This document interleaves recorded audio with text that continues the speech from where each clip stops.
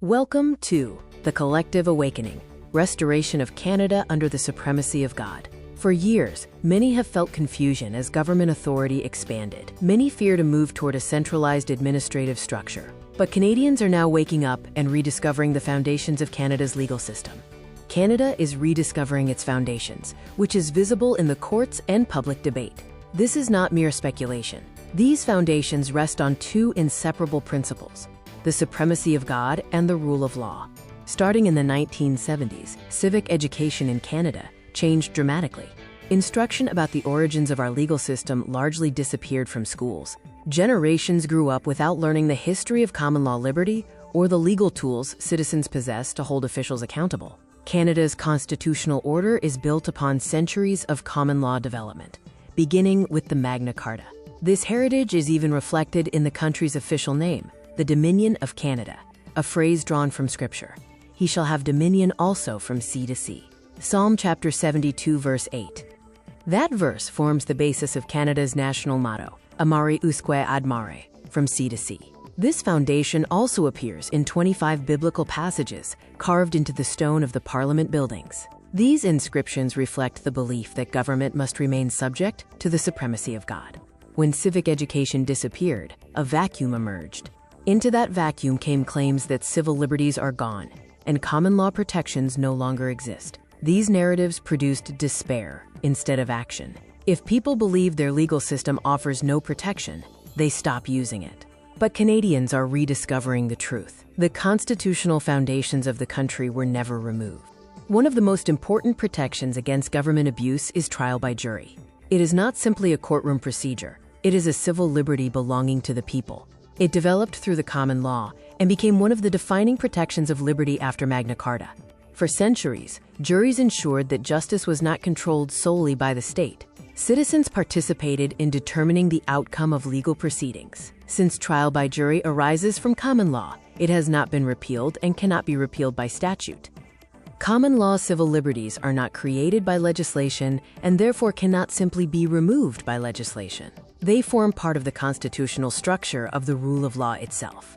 Closely connected to the trial jury is the historic institution of the grand jury. The grand jury served as a safeguard against abusive government prosecutions. Citizens determined whether the government had sufficient grounds to prosecute before serious criminal charges could proceed. The people themselves acted as a check on state power.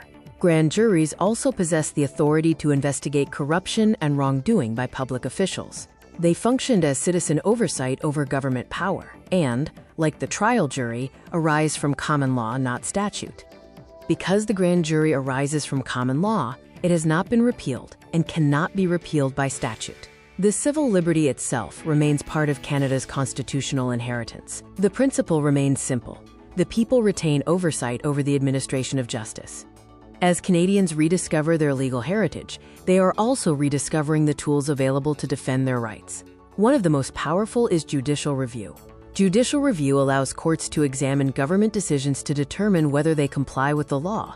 Government action must meet fundamental standards: legality, procedural fairness, reasonableness, and constitutional compliance. When public officials exceed their lawful authority, courts can intervene.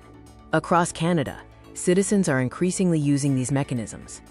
Hundreds of legal challenges are now appearing against unlawful administrative action and government overreach.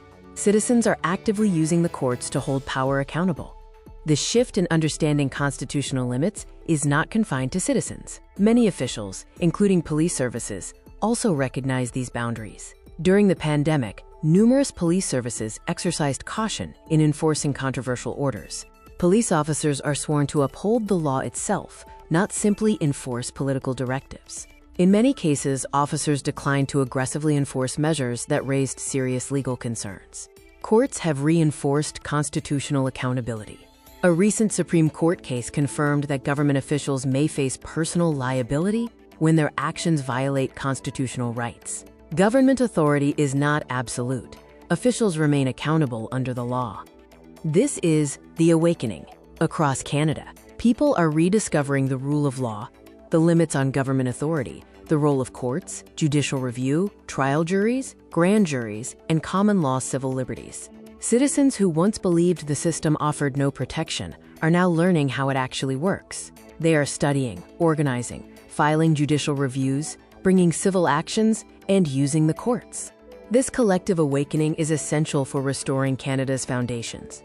We must continue to study, organize, and act, guided by the principles of the supremacy of God and the rule of law. The rediscovery of common law civil liberties, the role of juries, and mechanisms for accountability are vital steps in this restoration. Citizens must remain vigilant and engaged in their legal system. Thank you for watching this video on the collective awakening, restoration of Canada under the supremacy of God.